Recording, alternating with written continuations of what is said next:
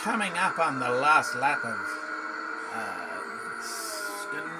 Scandinavian sandpit slugfest as the Sandstorm, and I get the rear wheel is bouncing off along the road, so I have to go skidding along on 3 wheels.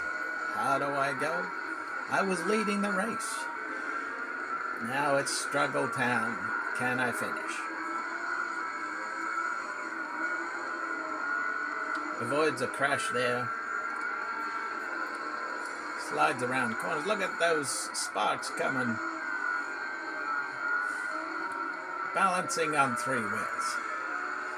Can he make it to the finish? Comes in for a screamer around the last corner, like he's rally driving. Trying to finish ahead of the red car. Will he make it? I don't know.